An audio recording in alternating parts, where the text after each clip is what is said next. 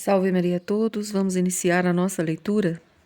Antes de passarmos para a leitura, gostaria de avisá-los que, devido ao feriado que se aproxima, 7 de setembro, essa leitura ainda não fez o vídeo prometido sobre a montagem do devocional católico, porque está aguardando a papelaria que ficou incumbida de entregar a ela o material, porque essa leitura quer pegar o material e montar em um vídeo junto com os senhores.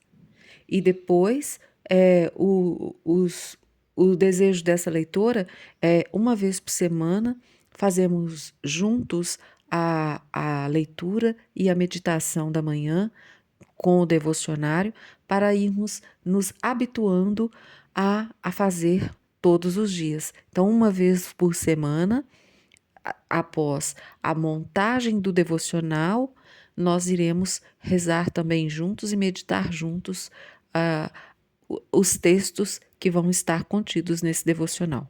Se os senhores não estão sabendo do que se trata, tem um chat aqui no canal da leitora que explica o que está se passando, o que ela pretende, o que ela quer dizer com tudo isso.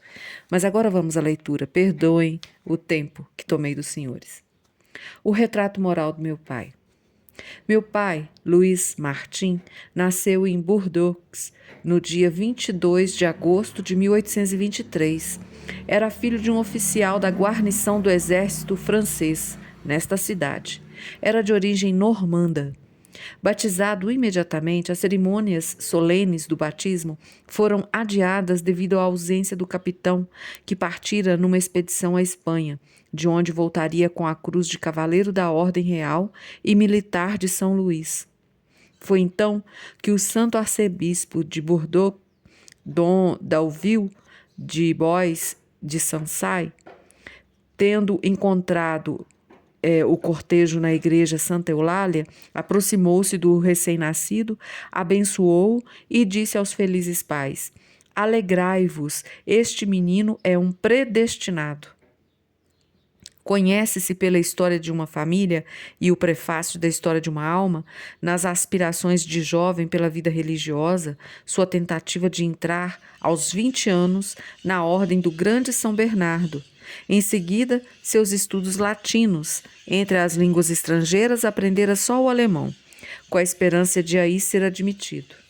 Orientado bastante tarde para formar um lar, por que não dizer, devido às insistências de sua mãe, que lhe escolhera a companheira de sua vida, as maritacas querem fazer leitura também com os senhores. Perdão.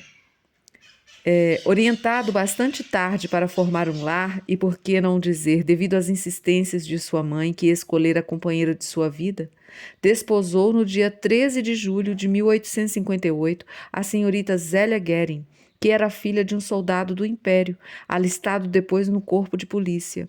Ela mantinha na cidade uma empresa de ponto de Alençon.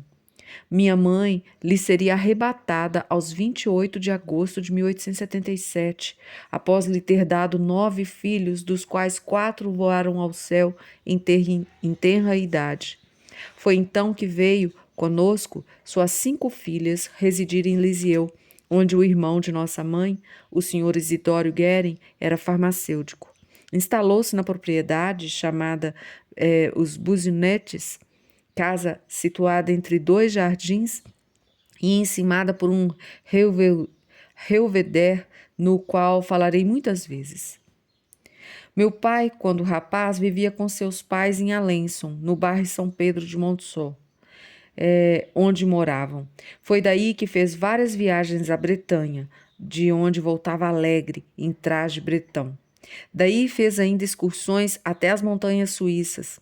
Uma pessoa contemporânea que perdera de vista nossa família escrevia 56 anos mais tarde, por ocasião da publicação da História de uma Alma. Algum tempo depois de ele abrir uma... deixe-me ler aqui que está em observação. Esta leitura encanta-me tanto mais, a pessoa que estava lendo a história de uma alma. Esta leitura encanta-me tanto mais por revelar-me uma família respeitada, estimada e amada em Alençon.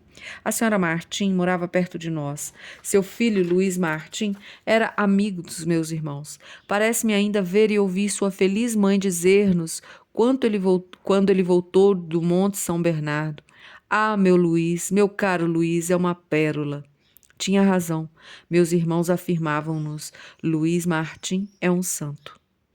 Algum tempo depois, ele abriu uma relojoaria no bairro de Montsort, rua de Pont-Neuf, para onde o seguiram seus pais. Esta profissão satisfazia seus gostos pela mecânica de precisão. Atraía-o o exemplo de sua família, do ramo Borrart. Francisco Borrart, tio materno de meu pai, prefeito d'Artes e de Orne, já a exercia juntamente com um de seus filhos. Foi na casa deste último, em Rennes, que meu pai iniciou seu aprendizado. Além do imóvel na rua Pont-Neuf, ele adquiriu um outro na extremidade da cidade, o pavilhão. Torrezinha hexagonal no ângulo de um jardim, conservando seus gostos pela vida claustral. Para lá se retirava a fim de ler e rezar. Ele mesmo escrevera nas paredes frases como estas: Deus me vê, a eternidade se aproxima. Sua austeridade fazia recuar de medo uma senhora da sociedade, como, gracejando, nos contava Maria, nossa irmã mais velha.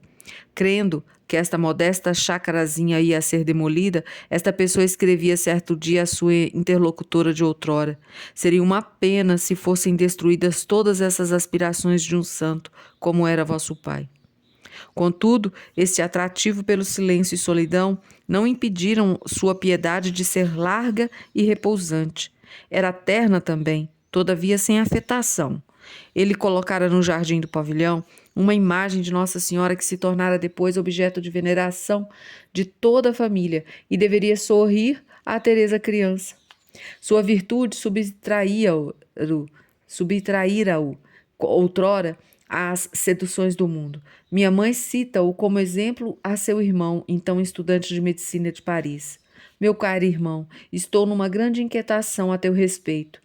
Meu marido faz-me todos os dias tristes profecias. Ele conhece Paris e diz-me que estarás exposto a tentações que não resistirás, porquanto não tens bastante piedade.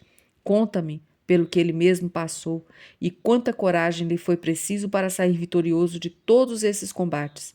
Se soubesses as provações por que passou, peço-te, caro Isidório, faze como ele, reza, e não te deixarás arrastar pela torrente. Entre os graves perigos de que escapou, como tive conhecimento, contam-se prementes solicitações para alistá-lo em sociedades secretas, sob o pretexto de obras de caridade. Todavia, segundo deixa supor o testemunho de minha mãe, atravessou todos, de gênero muito diverso. Meu pai ia todos os dias à missa matinal e comungava todas as vezes que permitia o costume do tempo, acompanhado por minha mãe. Deixava bem cedo a casa, de sorte que os vizinhos, ouvindo o ruído da porta que se fechava, diziam: são os santos esposos Martim que vão à missa, durmamos. Quando moravam na rua Saint-Blaise, onde deveria nascer Teresa, era Notre-Dame que os acolhia. O pórtico desta igreja era de tal modo maravilhoso que um adágio popular diz com certa irreverência: de tal maneira é feita a igreja que para o Senhor colocar no mais rico e belo lugar, a porta colocado seja. Neles, todavia, ele não estava à porta, e sim no mais belo lugar, em seu coração, todo dedicado a seu serviço, constantemente assíduos aos ofícios divinos. Meus pais eram modelos acabados de vida paroquial. Em Lisieux, era frequentemente na Catedral São Pedro que meu pai assistia à missa. Quando comungava, permanecia silencioso, de volta à casa, contínuo, entretendo-me com nosso Senhor, dizia-nos. Teresa escreverá mais tarde: Bastava olhá-lo para saber como rezam os santos. E aludindo à sua altitude, durante o sermão da missa cantada aos domingos, diz: Confesso que olhava mais vezes papai que o pregador.